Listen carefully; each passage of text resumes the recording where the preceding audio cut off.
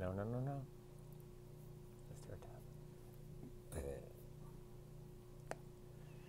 Section 6. This is where we introduce carboxylic acid derivatives and we try to name everything that we can possibly name. It can be quite confusing, so I've separated this video into the different slides of the different functional groups.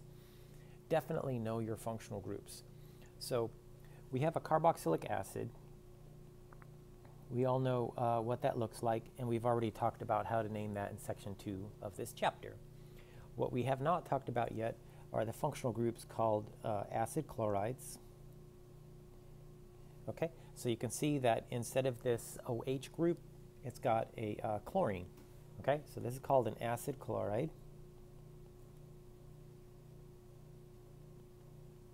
And because of its relationship with the carboxylic acids, we call it a carboxylic acid derivative. We have anhydrides.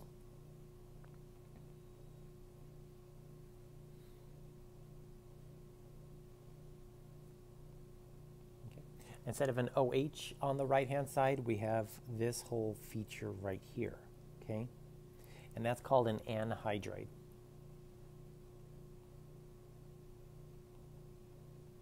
Anhydride literally means without water. If you add water to this anhydride, you'll make 2 carboxylic acids. Esters.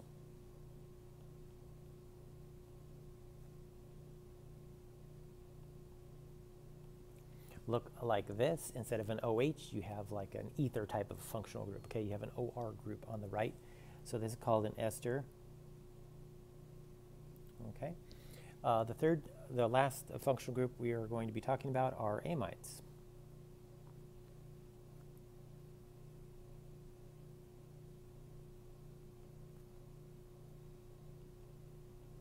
Okay, so it has an amino group there on the right.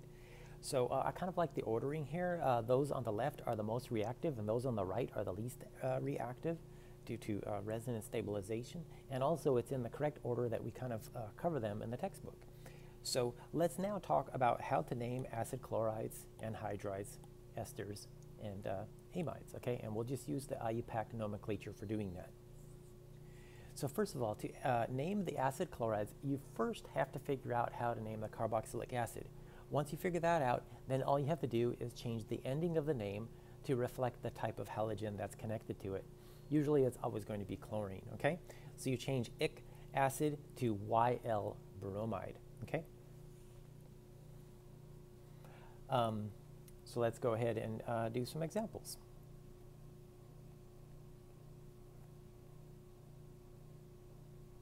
How would we name this?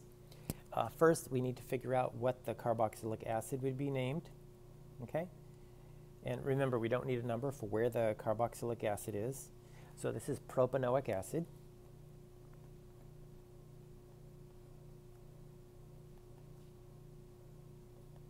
Okay?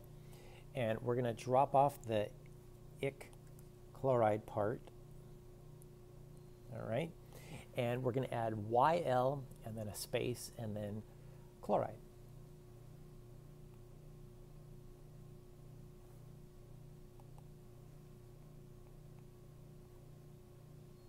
Okay, so we have propan O, so we got the O there, and then we add YL, and then we add chloride. This substance is pronounced propanoyl chloride, kind of like O-eel, okay? Propanoyl chloride. It's very awkward, even for me. Okay, so what if you have something a little bit more complicated?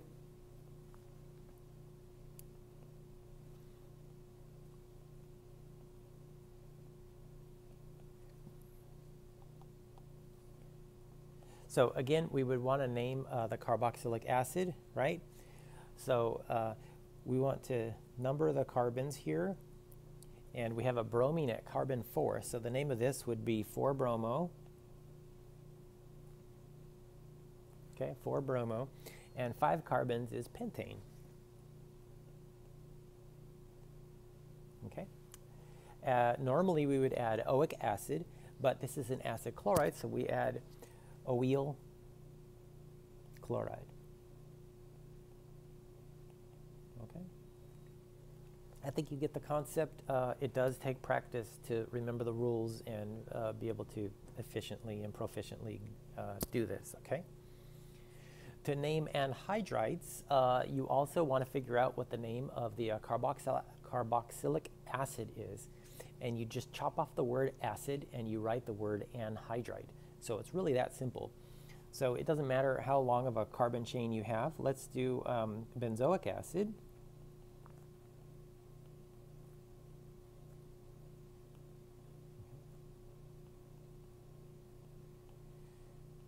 So first of all, that's the anhydride functional group. So you just kind of figure out what the name of that carboxylic acid would be. It would be benzoic acid, and then you name it benzoic anhydride.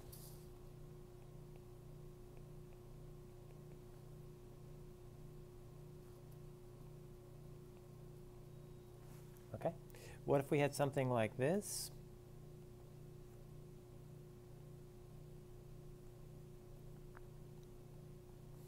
Looks complicated, right? But first, what you need to do is figure out what the name of your carboxylic acid would be, okay? The name of this carboxylic acid would be 2,2-dimethyl, and it's going to be a propanoic acid.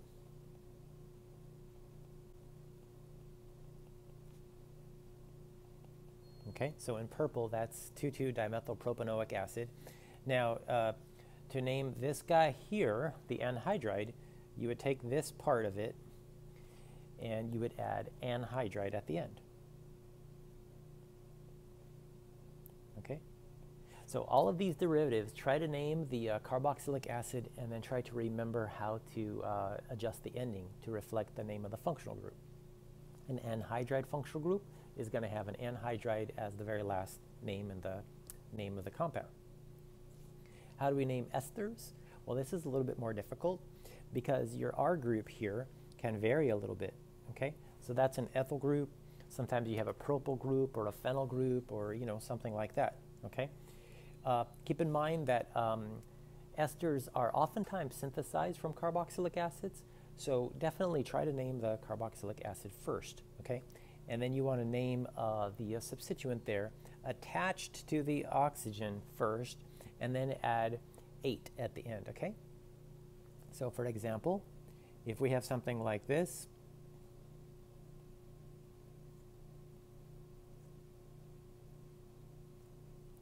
okay, how would we name this? Okay, first, very carefully consider what is the carboxylic acid. This is the carboxylic acid right here, and that's called acetic acid. Well, I don't have it drawn, I don't have the hydrogen, you know, but that's the acetic acid part. And then this is the alkyl group, or the group attached to that. It has 4 carbons. That's a butyl group, right? Butyl. And so we would want to name this butyl acetate.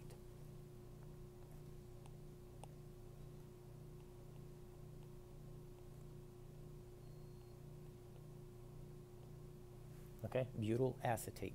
So you can see how the acetic acid changes to acetate, and then we've got that butyl there, okay? Let's do another one.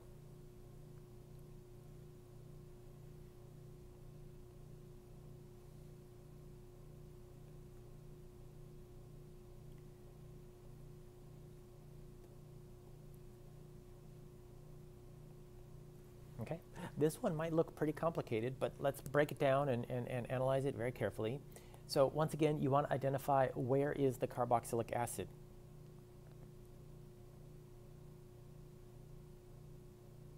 Okay, it's that piece right there, and that portion is called a cyclopentane carboxylic acid.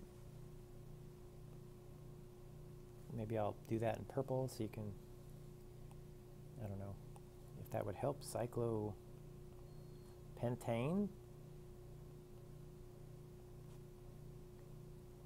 carboxylic, leave a little space, acid, okay?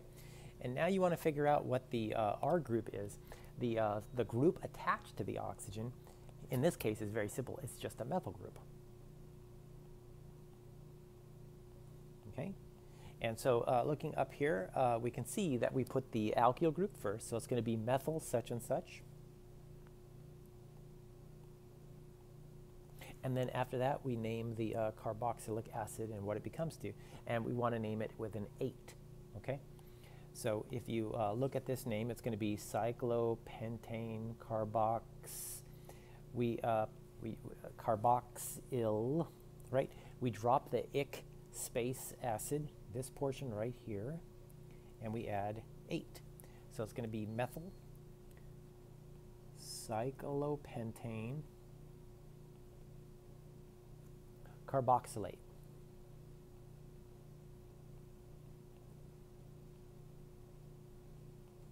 Okay, so you might have methyl groups attached and things like that, but that's the basics of it. You'll need more practice, but that's the basics. How do we name amides? Okay, so there's two things. The easy stuff's on this slide.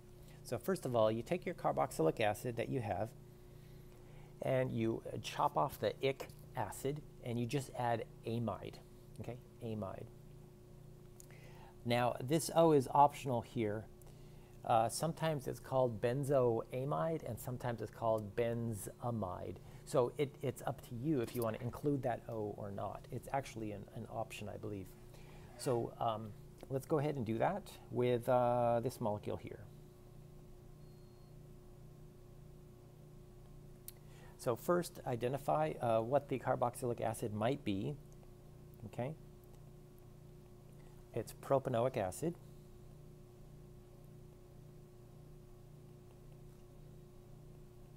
Okay, and we'll drop the O as well. Okay, we'll drop the O here. So we'll drop the oic acid, and we'll add amide to that. So it's going to be propanamide.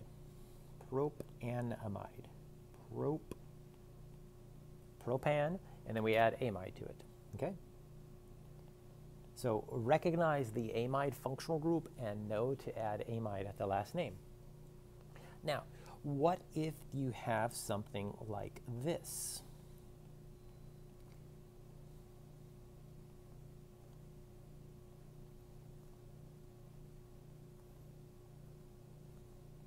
Now, this is an amide where the nitrogen is actually bonded to two ethyl groups, so there's more carbons there. Now, when you have that situation, you want to indicate where these ethyl groups are attached. You see, if you have an ethyl group attached to the aromatic ring, that's a little bit different than if you have an ethyl group attached to the nitrogen. So to specify and clarify where those ethyl groups are attached, we use an italic N to indicate where those groups are attached. Now we have an ethyl and an ethyl, so that becomes diethyl.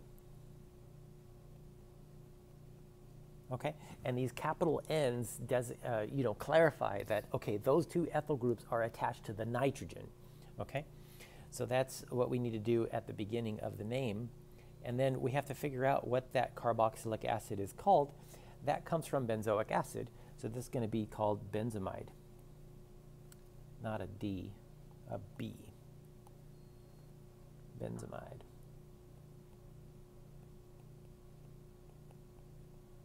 Okay, so it looks a lot like the example above. You have benzoic acid going to benzamide, but if you have two ethyl groups, you need to say N-diethyl. Okay? Yeah, so we'll see some practice problems later on with that.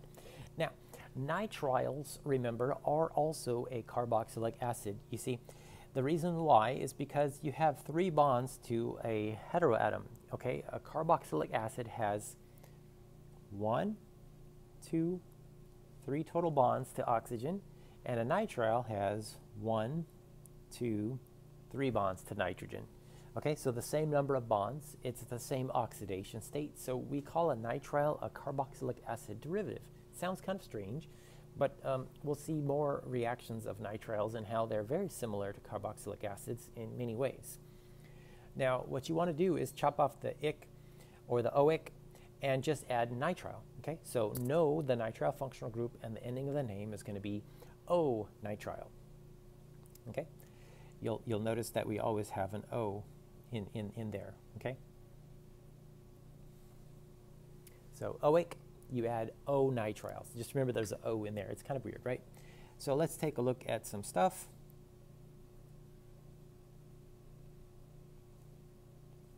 Let's do something with a branch, okay? Now, when you identify the carbons, you want to include this carbon in your carboxylic acid. So what we need to do is figure out what carboxylic acid this would be called.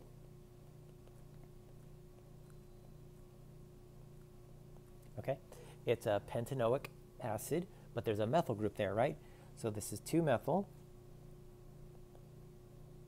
pentanoic acid.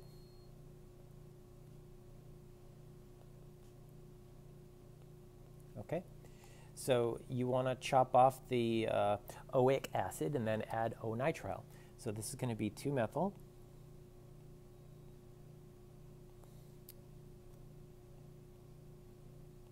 pan-10, and then you would add O-nitrile.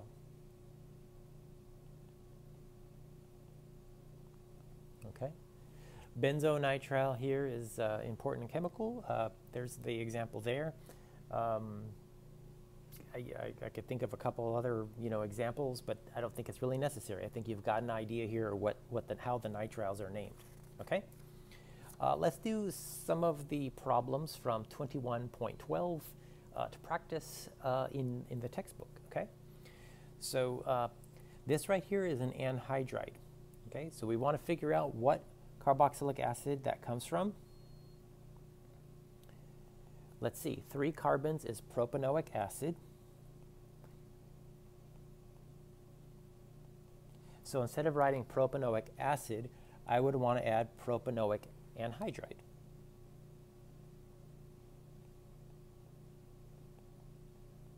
Okay? So that's the name of that molecule. How would I name this one here? Now, remember always to identify the carboxylic acid. That's going to be your parent chain or the group that you're really focusing on. So when you do that, you want to carefully consider what is the carboxylic acid. Of course, we know this is an amide functional group, but the carboxylic acid that this comes from is going to contain a total of 3 carbons. So that's also propanoic acid, okay?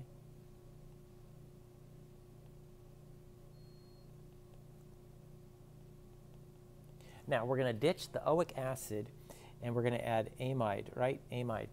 But now you want to think about the substituents that are attached to the nitrogens, okay?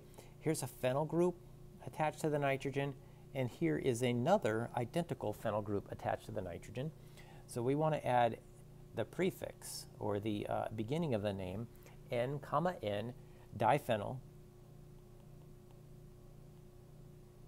okay?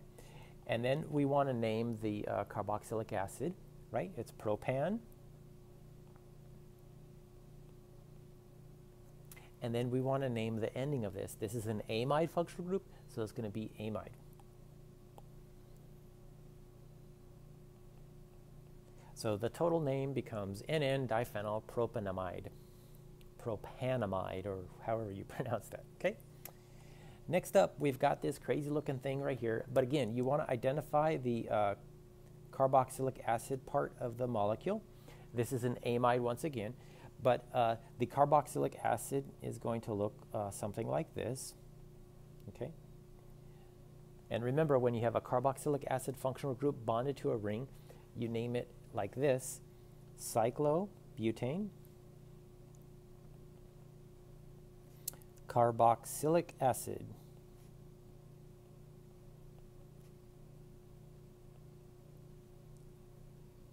Without the E. Okay. And we have 2 groups attached to the nitrogen. We've got a methyl and an ethyl. So we need to alphabetize those. So it's going to be N-ethyl. Okay. N-methyl.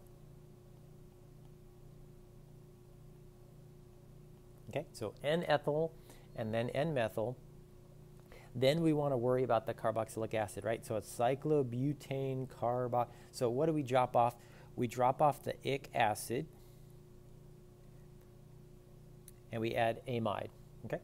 So it's going to be cyclobutane I'm running out of space. I'm going to continue down below. Cyclobutane. Okay. Carboxamide.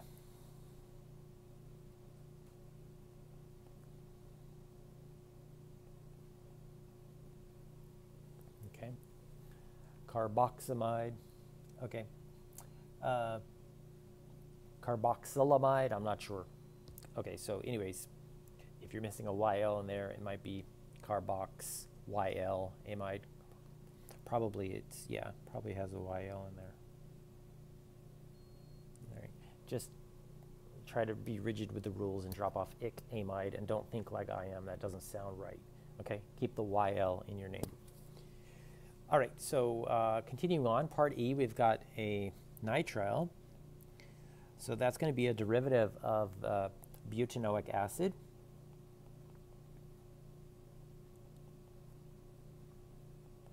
Or butyric acid. There's several ways to name these, right?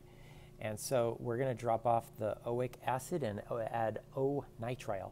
So this is going to be butan-O-nitrile.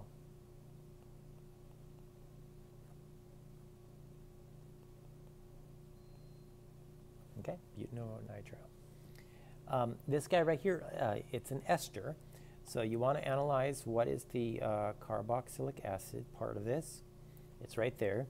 It has a total of 4 carbons. So that's going to be butanoic acid.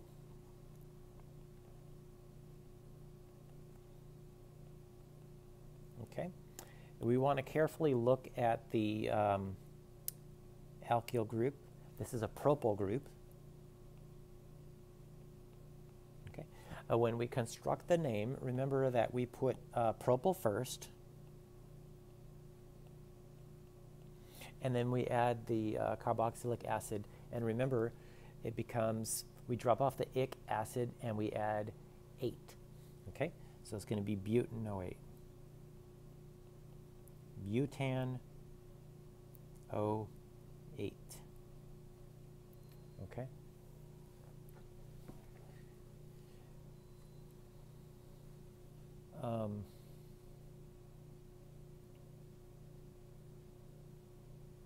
Okay, so this next one here, what do we do? It's an ester as well. This is a methyl. And our carboxylic acid, here's the portion here. That's a derivative of benzoic acid, right? Benzoic acid.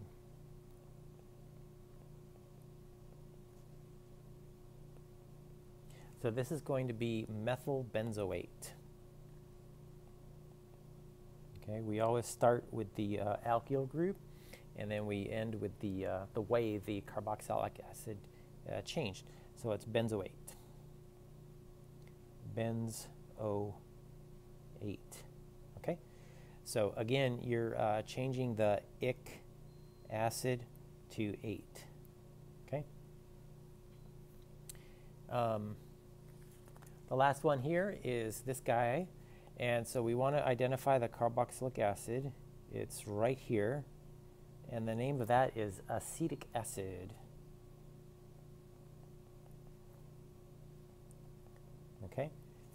And this is the R group here. That R group, remember, we call a phenyl group. So we're going to call this phenyl acetate. Okay, we drop off the ic acid and we add 8. Okay, ic, I ate some acid.